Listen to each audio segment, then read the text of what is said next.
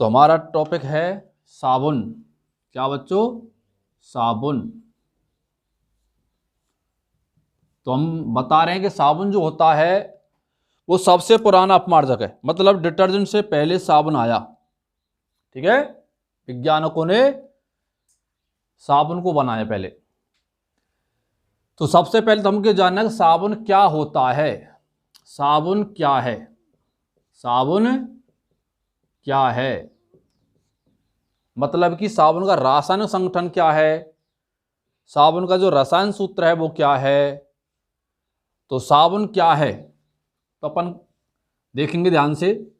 साबुन जो होता है बच्चों वो दीर्घ श्रृंखला वाला, कैसी श्रृंखला वाला?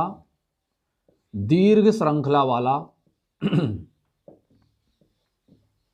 दीर्घ श्रृंखला वाला यानी पहली विशेषता कह सकते हैं कि दीर्घ श्रृंखला वाला साबुन जो होता है वो कैसा होता है? दीर्घ श्रृंखला वाला होता है। दूसरा पॉइंट इसमें C12 से C18 कार्बन परमाणु होते हैं। कार्बन परमाणु वाला, यानी दूसरी बात क्या हुई, दूसरी विशेषता क्या हुई? C12 से C18 कार्बन परमाणु वाला। ठीक है, तीसरी चीज और क्या जोड़ेंगे? ये उच्च वसा अम्ल वाला होता है। उच्च वसा अम्लों, उच्च वसा अम्लों का, उच्च वसा अम्लों का सोडियम एवं पोटेशियम, सोडियम एवं पोटेशियम लवण साबुन कहलाता है। क्या कहलाता बच्चों? साबुन। देखो दोबारा से, साबुन क्या है? तो साबुन दीर्घ श्रृंखला वाला होता है। साबुन C12 से C18 कार्बन परमाणु वाला होता है और कार्बन उच्च वसा अम्लों, यानी इसमें उच्च वसा अम्ल होते हैं और उन उच्च वसा अम्लों का ये क्या होता है? सोडियम व पोटेशियम लवण होता है।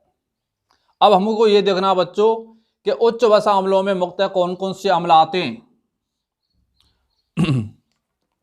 तो देखो, जैसे स्टेरिक है, स्टेरिक अम्ल है, इसके अलावा पामेटिक है, पामेटिक अम्ल है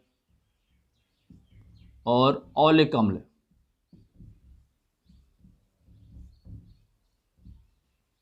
यानी मुख्यतः है ये निम्न तीन उच्च वसा अम्लों वाला, उच्च वसा अम्ल होते हैं स्टेरिक अम्ल, पामेटिक अम्ल और ओलिक अम्ल। ठीक है, तो एक बार इसको दोबारा देखेंगे।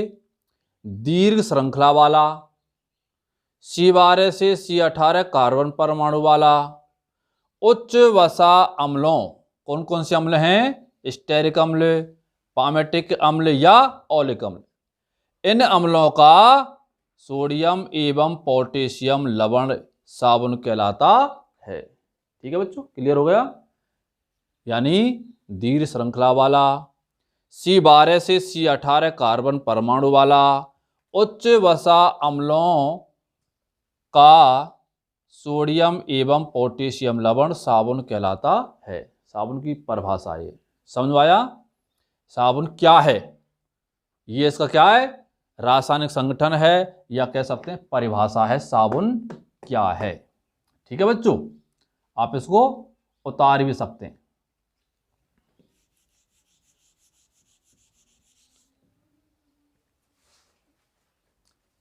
रोक देकर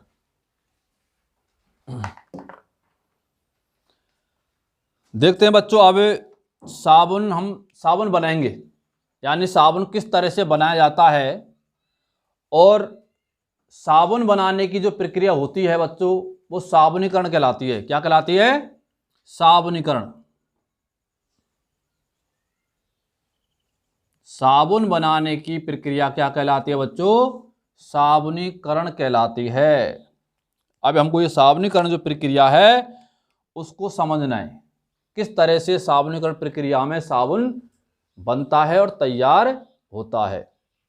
तो देखो बच्चों, यानी हम उच्च वसा अम्ल जो थे, उच्च वसा अम्ल लेंगे, उच्च वसा अम्ल, और सोडियम व पोटेशियम जो हैं, या तो सोडियम हाइड्रोक्साइड काम में ले सकते हैं। क्या काम में ले सकते हैं भैया? सोडियम हाइड्रोक्साइड, या आप पोटेशियम हाइड्रोक्साइड ले सकते हो। सोडियम हाइड्रोक्साइड जो है क्या है बच्चों? ये कास्टिक सोडा। क्या है ये? कास्टिक सोडा, आपने पढ़ा। और ये पोटेशियम हाइड्रोक्साइड क्या होता है बच्चों? Caustic potash. क्या होता है ये? कास्टिक पोटास होता है। अब हमको ये समझना बच्चों, यदि हमने कपड़े धोने का साबुन बनाना है, क्या बनाना है? कपड़े धोने का साबुन,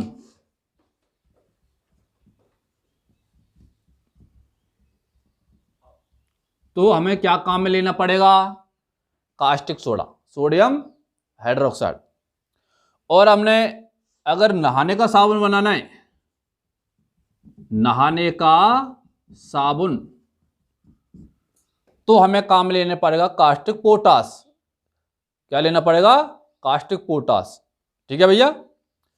तो हम ऐसा करते हैं, नहाने का साबुन, पहले कपड़े धोने का साबुन बना लें, और जिस तरह से कपड़े धोने का साबुन बनेगा सेम उसी तरह से क्या होगा? नहाने का साबुन बनेगा। तो अपन ले लेते हैं क्या? Sodium hydroxide, NaOH।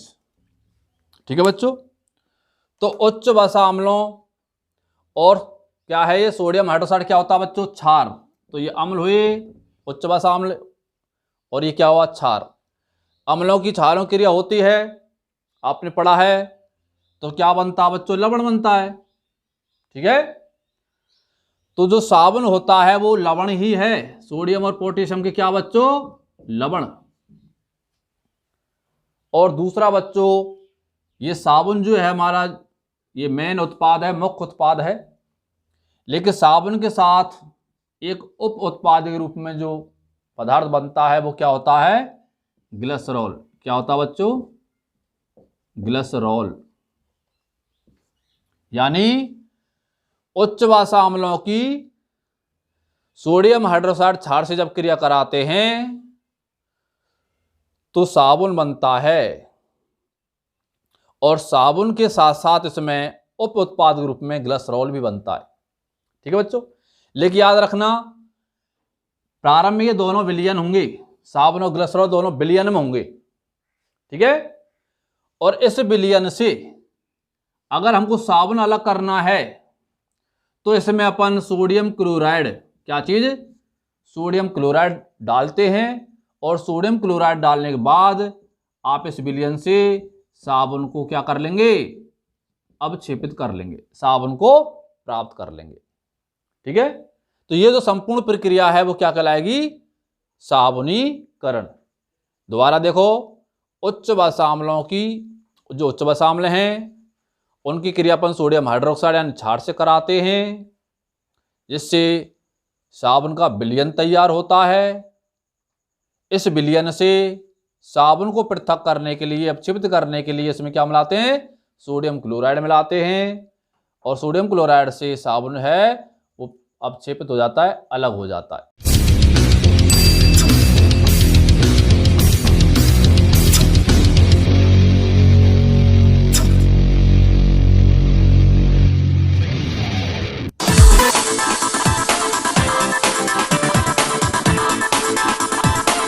साबुन तैयार हो जाता है। साबुन के साथ साथ बच्चों इससे अपक्रिया में उप उत्पाद के रूप में, किसके रूप में? उप उत्पाद के रूप में ग्लिसरॉल भी बनता है। ठीक है? याद रखना है, कई बार पूछ लिया जाता है कि साबुनी प्रक्रिया में, साबुनीकरण प्रक्रिया जो होती है उसमें उप उत्पाद रूप में क्या बनता है, तो क्या बनता है, ग्लिसरॉल। ठीक है बच्चों, अब इसी अभिक्रिया को अपन रासायनिक समीकरण से समझेंगे। किससे समझेंगे, जो साबुनीकरण है इस अभिक्रिया का रासायनिक समीकरण देखो बच्चों। तो देखो उच्च वसा अम्ल जो हमने बताया ना, पामेटिक है, ओलिक है और स्टेरिक जो अम्ल बताए, उनमें से कोई भी अम्ल हो सकता है। तो उच्च वसा अम्ल, तो देखो उच्च वसा अम्ल रसायन सूत्र है CH2COOR। ये उच्च वसा अम्ल का रासायन संगठन है CH2COOR, CH2COOR, यानी CH2COOR, नीचे नीचे CH2COOR और मध्य में CH2COOR। ये क्या है, यह है कोई भी उच्च वसा अम्ल, उच्च वसा अम्ल। यहाँ आर का मतलब हुआ, ये जो आर लिख रहा है ना, इसका तात्पर्य यहाँ कोई भी उच्च वसा अम्ल हो सकता है, पामेटिक हो सकता है, ओलिक हो सकता है या स्टेरिक हो सकता है। ठीक है, तो ये कॉमन है आर, यानी कोई भी उच्च वसा अम्ल हो सकता है, कोई भी हाइड्रोकार्बन हो सकता है। ठीक है, तो उच्च वसा अम्ल ले लिया। अब उच्च वसा अम्ल किसी क्रिया करानी हमको कास्टिक सोडा से, तो +3Na NaOH। ठीक है, तो उच्च वसा अम्ल की क्रिया कैसे हुई, कास्टिक सोडा से, क्षार से हुई। अब देखो बच्चों क्या बनता है, साबुन बनेगा। अब साबुन बनने के लिए जो हमारे पास वसा है और कास्टिक सोडा है, इसमें से कौन से तत्व साबुन का निर्माण करेंगे, कौन सा संगठन बनाएंगे। तो देखो उच्च वसा अम्ल में से तो बच्चों COOR, क्या है, COOR, ये साबुन के संगठन पहुंचेंगे। तो देखो R कितने, 3R, 1 2 3, 3R और COO। ठीक है बच्चों, ये साबुन के लिए आ गया। इधर क्षार में से क्या पहुंचेगा, Na, तो क्या पहुंचा दिया हमने, Na। ठीक है बच्चों, इससे किसका निर्माण हो गया, आपके साबुन का, ये साबुन हुआ। प्लस आगे उप उत्पाद के लिए कौन कौन से तत्व बकाया रहेगा इसमें से, तो CH और OH। तो CH2 और क्या बचा, OH, जो आपको ग्लिसरॉल बनाएगा। तो देखो CH2OH, CHOH और CH2OH, ये क्या हो आपका, ग्लिसरॉल। ठीक है बच्चों, यानी उच्च वसा अम्ल कास्टिक सोडा क्षार से क्रिया करता है, जिससे क्या बनता है आपका साबुन। ठीक है बच्चों, यह आपका क्या हुआ, साबुन हुआ, यानी हाइड्रोकार्बन और सोडियम लवण। ठीक है बच्चों, तो इस तरह से साबुन बना। और हमने बताया कि साबुन के विलयन में NaCl नमक डालते हैं और साबुन अपक्षेप रूप में प्राप्त हो जाता है। ठीक है भैया, तो प्रक्रिया यही है, उच्च वसा अम्लों की और क्षार की क्रिया करते हैं, जिससे साबुन विलयन तैयार होता है, साबुन विलयन प्राप्त होता है। इस विलयन में NaCl डालते हैं और NaCl से साबुन अपक्षिप्त हो जाता है। ठीक है, और उप उत्पाद रूप में क्या बनता है बच्चों, ग्लिसरॉल बनता है। क्या बनता है, ग्लिसरॉल। तो यह साबुनीकरण, साबुन बनाने की प्रक्रिया, पेपर में आता है साबुनीकरण किसे कहते हैं। साबुनीकरण प्रक्रिया को रसायन समीकरण सहित क्या करो, समझाओ। ठीक है भैया,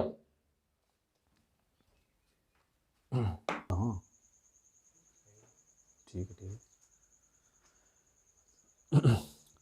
तो बच्चों अपन देखेंगे साबुन की सफाई प्रक्रिया, यानी जो कपड़े धोने का साबुन होता है वो कपड़े की सफाई किस प्रकार करता है।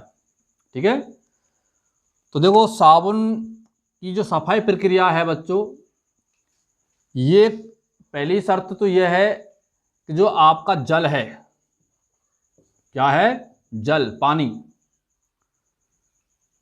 जल जो है ये दो प्रकार का होता है, मृदु जल और दूसरा होता है कठोर जल। ठीक है बच्चों, कठोर जल का मतलब होता है लवणीय जल, खारा पानी। ठीक है, और मृदु जल मतलब मीठा पानी।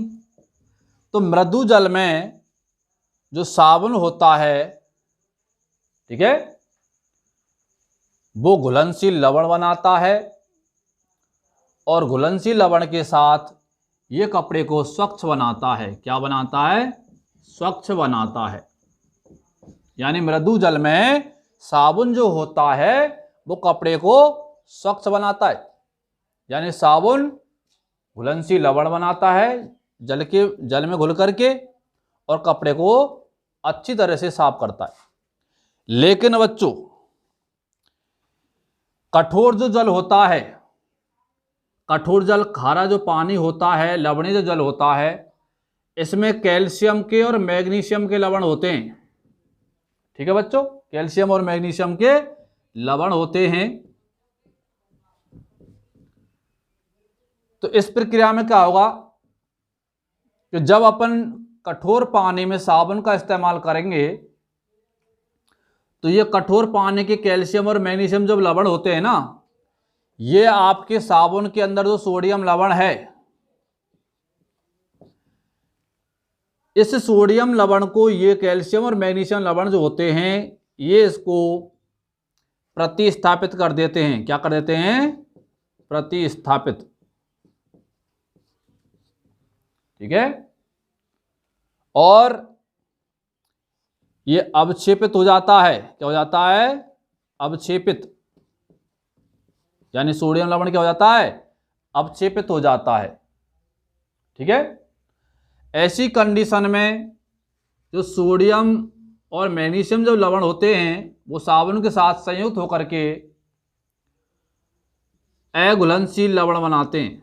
क्या बनाते हैं, अघुलनशील लवण।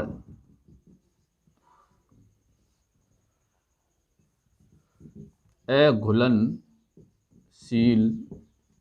लवण बनाते हैं, जिससे अच्छे झाग नहीं बनते,